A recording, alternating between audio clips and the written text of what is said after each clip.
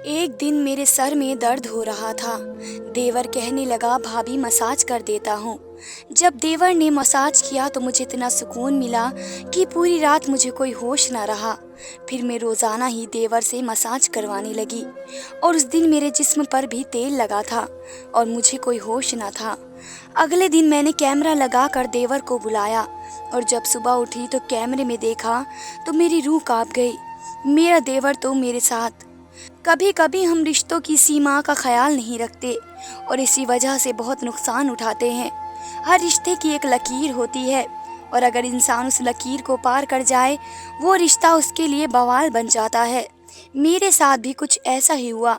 मैं एक रिश्ते में अपनी हद पार कर गई थी और इसलिए बर्बादी मेरा नसीब बन गई। जो मुझ पर गुजर चुकी थी वे मेरे लिए भुलाना बहुत मुश्किल था। पिछले कुछ दिनों से मेरा सर दर्द से फट रहा था और कोई गोली असर नहीं कर रही थी। मेरी रात की नींद ना होने के बराबर थी।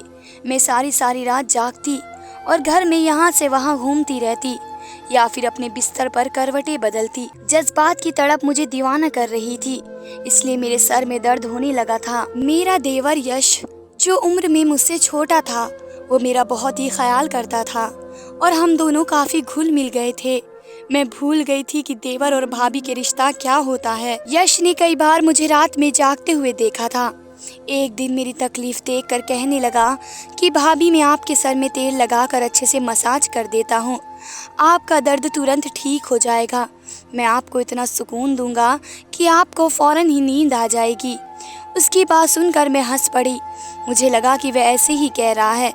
मैंने कहा, अच्छा ठीक है, लगा दो। वो तेल उठा कर ले आया और मेरे सर में अच्छे से मसाज करने लगा। साथ साथ ही वह मुझे अपने दिल भर के किस्से भी सुनाने लगा। उसकी उंगलियां तेजी से मेरे सिर में हरकत कर रही थी और मुझे बहुत सुकून महसूस हो रहा था।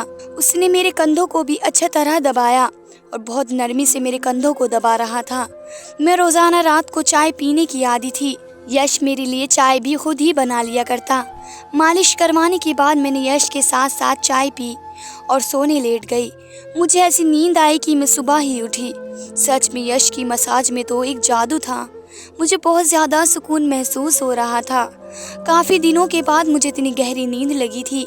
सुबह उठते ही मैं नहाने के लिए वॉशरूम में गई तो मुझे बहुत हैरत हुई जब मैंने अपने जिस्म पर कहीं कहीं तेल लगा हुआ देखा। शायद मैंने नींद में अपने सर पर हाथ लगाने के बाद जिस्म पर भी लगा दिया होगा। मैं दिन भर अपने कामों में लग गई। नींद पूरी होने की वजह से मेरे सर का दर्द पूरी तरह गायब हो गया। मेरी शादी को 1 साल बीत चुका था और ये 1 साल मैंने बहुत ही अच्छे से गुजारा था। जब मैं इस घर में दुल्हन बनकर आई तो मेरा देवर यश 16 साल का लड़का था। यश के अंदर बहुत ज़्यादा बचपना था और वो मुझे बिल्कुल मेरे छोटे भाई जैसा लगता था। मेरे पति ने मुझसे कहा था कि उनके पिता बहुत जल्दी ही इस दुनिया से चल बसे, जिसकी वजह से यश को बाप का प्यार नहीं मिल सका। उनकी माँ भी यश पर और घर पर बहुत कम ध्यान दिया करती हैं और मेरे पति अमन तो यहाँ रहते ही नहीं थे। इसलिए अमन ने मुझसे कहा था कि अब सबसे ज़्यादा यश का ख्याल रखूं। मैंने अमन से वादा कर लिया कि मैं यश को बिल्कुल अपने बच्चों की तरह रखूंगी और मैंने अपना वादा पूरी तरह निभाने की कोशिश भी की। मेरे पति अमन दूसरे शहर में नौकरी करते थे और वो महीने में 4 दिन के लिए ही वापस घर आते थे। बाकी सारा वक्त मैं अपने छोटे देवर यश और अपनी सास के साथ गुजारती। यश अब एक 17 साल का लड़का था जो जवान हो रहा था। वह मुझसे उम्र में सिर्फ 4 साल ही छोटा था और इसलिए हम दोनों के दरमियान बहुत अच्छी दोस्ती हो गई। मैं उसकी हर छोटी से छोटी बात का ख्याल रखती। वो कॉलेज से आते ही भाभी भाभी कहता, मेरे आगे पीछे घूमने लगता। अमन के यहाँ ना होने की वजह से मेरे छोटे बड़े काम सब के सब यश की ही जिम्मेदारी थी। यश कॉलेज से आने के बाद मेरे काम कर देता और उसके बाद मेरे ही साथ सारा वक्त गुजारता। यश के साथ रहते रहते मैंने एक बार शिद्दत से महसूस की कि वो अमन को पसंद नहीं करता था, बल्कि उसका जिक्र आने पर वे खामोश हो जाया करता या फिर बात ही बदल दिया करता। मैं उससे जानना चाहती थी कि वह अमन से क्या तकलीफ है, लेकिन मैं कभी ये सवाल नहीं कर पाई और बहुत समय के बाद मुझे इसका जवाब मिल गया।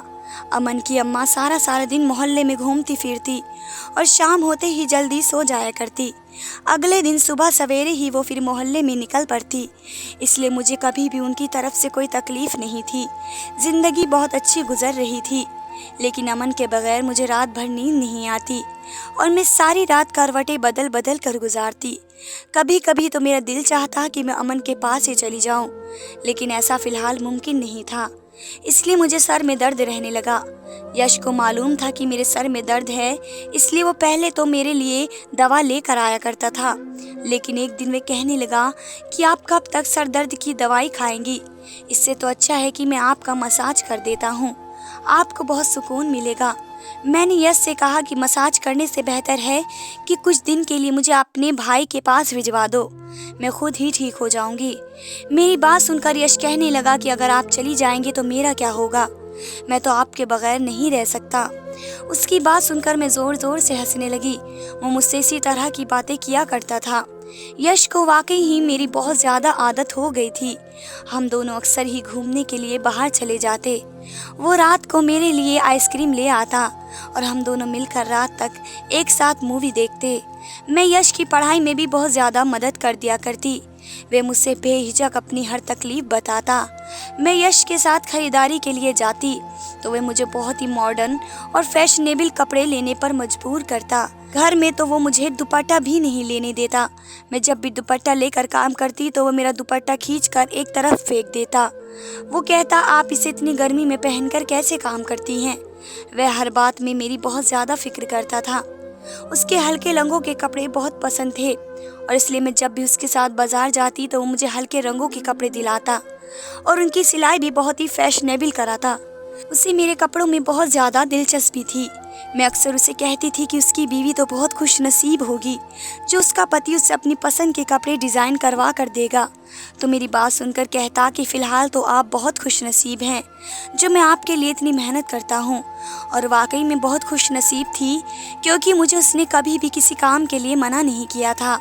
वे मेरे तमाम जोड़ों में गहरे गहरे डिज़ाइन वाले गले बनवाता, बड़ी बड़ी चौक बनवाता जिनसे अक्सर मेरी कमर तक झांकने लगती और कमीज़ इतनी चुस्त होती कि कभी कभी मुझे सांस लेना भी दुश्वार महसूस होता।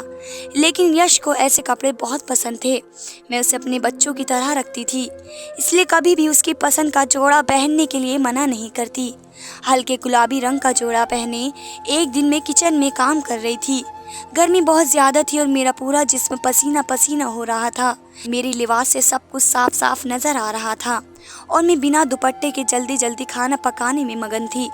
तभी जब अचानक ही वह पीछे से चला आया और मुझे देखकर कहने लगा कि आज तो आप बहुत हॉट लग रही हैं। उसकी इस बात पर मैं शर्मिंदा सी हो गई और जल्दी से अपना दुपट्टा ढूंढने लगी। तभी वो कहने लगा कि मैं तो मजाक कर रहा था, आप आराम से अपना काम करें। और वह किचन से निकल गया। अमन मुझसे मिलने के लिए वापस आते तो उन दिनों यश मुझसे बहुत ही कम बात करता और सारा वक्त पढ़ाई में मगन रहता। अमन बहुत खुश होते कि यश बहुत मेहनत से पढ़ाई कर रहा था और मैं भी उन दिनों अमन के साथ इतनी मगन होती कि मुझे यश का बदला हुआ रवैया भी महसूस न होता। अमन बस 4 दिन के लिए ही मेरे पास रहने के लिए आते थे और यश फिर मेरे साथ पहले की तरह ही पेश आता। वो मेरे मामले में बहुत ज़िद्दी सा हो गया। वह चाहता था कि वह मुझसे कुछ भी कहे मैं फ़ौरन उसकी बात मान लूँ। उसके दोस्त के भाई की शादी थी और वह मेरे पीछे लग गया कि मैं भी उसके साथ चलूं। पहले तो मैंने मना कर दिया, लेकिन जब उसका उतरा हुआ चेहरा देखा तो मजबूरन मैं मान गई। लेकिन मैं सोच रही थी कि उसके दोस्त के भाई की शादी में मैं जाकर क्या करूंगी। लेकिन वहां जाकर मुझे बड़ी हैरानी हुई। यश के सभी दोस्त मुझे बहुत अच्छी तरह से जानते थे और इस तरह मिल रहे थे जैसे हम बहुत बार मिल चुके हैं। यश का एक दोस्त कह रहा था कि यश हर वक्त आपका ही जिक्र करता है और वो आपकी बहुत तारीफ करता है। वह सब मुझसे मिलने की ख्वाहिश करते थे और मुझसे मिलकर बहुत खुशी हुई थी। वापसी पर मैंने यश से पूछा कि तुम अपने दोस्तों से मेरे बारे में ऐसी कौन सी बातें करते हो जो सब मुझे इतनी अच्छी तरह पहचानते हैं। यश कहने लगा कि आप तो मेरे सब कुछ हैं, मैं हर वक्त आपकी बात करता हूँ। उस वक्त मैं यश की बात का मतलब समझ नहीं पाई थी, लेकिन जिस दिन मुझे उसकी बात का मतलब समझ आया मेरे कदमों तले ज़मीन निकल गई। यश रोज़ रात को मेरी मसाज करने लगा और मैं सुकून की नींद सोने लगी। लेकिन जब अगले दिन मुझे अपने जिस्म पर जगह जगह तेल के निशान मिलते तो मैं हैरान हो जाती और इसलिए एक रोज़ मैंने अपने कमरे में कैमरा लगवाया और यश से मसाज करवाने लगी। मसाज करवाने के थोड़ी देर के बाद मुझे हमेशा की तरह नींद लग गई। और सुबह उठकर जब मैंने कैमरे की रिकॉर्डिंग देखी तो मेरी सांस रुक गई। मैं सोच भी नहीं सकती थी कि यश मेरे साथ ऐसा भी कर सकता है। मैं तो यश पर बहुत ज़्यादा भरोसा करती थी और उसे अपना छोटा भाई समझती थी, लेकिन उसने तो देवर और भाभी के रिश्ते का लिहाज ही ना रखा। वीडियो में यश मेरी अच्छी तरह मसाज कर रहा था और फिर मैं मेरे लिए चाय बना कर लाया और चाय पीने के बाद यश कमरे से निकल गया और मैं सोने के लिए लेट गई। थोड़ी ही देर बाद वह मुझे इतनी गहरी नींद लग गई कि यश कमरे का दरवाज़ा खोलकर दोबारा अंदर आया और मैं दरवाज़ा खुलने की आवाज़ पर भी ना उठी। उसने अंदर आने के बाद कमरे का दरवाज़ा लॉक किया और मेरे करीब चला आया। इसके बाद जो कुछ मैंने देखा मुझे अपनी आंख पर यकीन ना हुआ। यश कुछ देर तो खामोशी से बैठा मुझे देखता रहा। उसके बाद अपनी उंगलियों से मेरे चेहरे को छूने लगा। उसने अपने मोबाइल फ़ोन निकाल कर मेरी बहुत सारी तस्वीरें खींची और इसके बाद उसने धीरे धीरे मेरी कमीज़ और मेरे बदन से अलग कर दिया। तेल की वो शीशी जो वो मसाज के लिए लाया था कमरे में ही रखी थी। उसे अपने हाथों में तेल लगाया और मेरे जिस्म पर मसाज करने लगा। मैं बेहिजाब से इसके सामने पड़ी थी और मेरे जिस्म पर अपने हाथों को मल रहा था। थोड़ी देर के बाद उसने अपने होठों से मुझे चूमना शुरू किया और उसके बाद वो अपनी तमाम हदें पार करता चला गया। उसने हम दोनों के बीच मौजूद तमाम दीवारों को गिरा दिया। वह जज्बात में इस कदर आगे निकल गया कि कई घंटों तक वो मेरे ऊपर हावी रहा। मैं उसकी आगे बेजान थी और वह पूरी तरह जोश में था। कई घंटे मेरे साथ गुजारने के बाद वो जिस तरह आया था उसी तरह वापस चला गया। वह मेरी इज्जत को बुरी तरह पामाल कर गया था और यह सब देखकर मेरी रूह तक कांप रही थी। मैं तो उसे अपना छोटा भाई समझती थी और इसलिए उससे इतनी घुली मिली रहती थी, लेकिन मैं कभी ये जान ही ना सकी कि इसकी नीयत में खोट है। मैं अपने कमरे में बंद थी। जब वह कॉलेज से आया तो सीधा मेरे कमरे में चला आया। मेरे बिल्कुल करीब बैठकर पूछने लगा कि भाभी क्या हुआ, आपकी तबीयत ठीक नहीं है। मैंने गहरी निगाह उस पर डाली और कैमरे की रिकॉर्डिंग उसकी तरफ बढ़ा दी, जिसे देखकर वह कुछ देर के लिए खामोश हो गया। उसके बाद जो कुछ उसने कहा सुनकर तो मेरी पूरी तरह से रोंगटे खड़े हो गए। उसने अचानक ही मुझसे मोहब्बत का इजहार कर दिया। वो कह रहा था कि वो पहले ही दिन मुझसे मोहब्बत करने लगा था। वो हमेशा से ही मोहब्बतों के लिए तरसा था और जब मैंने उस पर ध्यान देना शुरू किया तो उसे मेरा वजूद अच्छा लगने लगा। उसे एहसास होने लगा कि उसकी ज़िंदगी में कोई ऐसा है जो उससे मोहब्बत करता है। वो कह रहा था कि अब वह मुझसे दूर नहीं रह सकता और इसलिए उसकी नज़र में अपने बड़े भाई का वजूद भी खटकने लगा था। जब भी अमन आता तो वह खुद को कमरे में बंद कर लेता, क्योंकि वह हम दोनों को साथ नहीं देखना चाहता था। अमन से तो वो यूं ही पहले से नफरत करता था, क्योंकि अमन के अब्बा अमन से बहुत ज़्यादा मोहब्बत करते थे और मरने से पहले उन्होंने ये घर भी अमन के नाम कर दिया था। मेरा और अमन का साथ उसे बहुत चुभता था और वह जब भी मेरे लिए ख़रीदारी पर जाता तो जानबूझकर मुझे ऐसे लिबास लेने पर मजबूर करता जिससे वह मेरे वजूद को देख सके। उसे हल्के रंग पसंद नहीं थे, बल्कि हल्के हल्के रंगों से मेरा झलकता हुआ वजूद पसंद था। वो कह रहा था कि मैं तुम्हारी खूबसूरती से घायल हो चुका था, वो बस मुझे पाना चाहता था और उसके लिए अपने जज्बात को काबू रखना बहुत मुश्किल हो गया। जब वो मुझे आधी आधी रात को जागते हुए देखता तो वह बात उसे बेचैन करती कि मैं उसके भाई की याद में जाग रही हूँ। उसकी ख्वाहिश थी कि मैं उसके लिए बेचैन रहूं और ज़िंदगी भर उसके साथ रहूं। वह मुझे अपने भाई से दूर करना चाहता था और अपने करीब लाना चाहता था, इसलिए उसने मेरा मसाज करना शुरू कर दिया ताकि मैं सुकून हो जाऊं और वह मेरी चाय में नींद की दवा भी मिलाया करता था। और जब उसे यकीन हो जाता कि मैं गहरी नींद में हूँ तो वह फ़ौरन ही मेरे कमरे में चला आता और अपने प्यासे वजूद को पूरा कर जाता।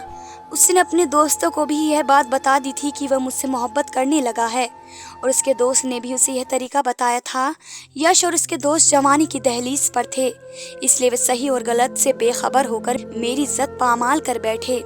यश की बात सुनकर मेरी आंखों से आंसू बह रहे थे। उसने ये सब कर दिया था और मैं उसकी भाई की बीवी थी और वो मेरे बिस्तर तक आ गया था। मैं शर्म से पानी पानी हो गई। मेरी नफरत से एक निगाह यश पर डाली तो वो मेरे कदमों में बैठ गया और कहने लगा कि वो बस मुझसे मोहब्बत चाहता है और मेरी नफरत उसे मार डालेगी।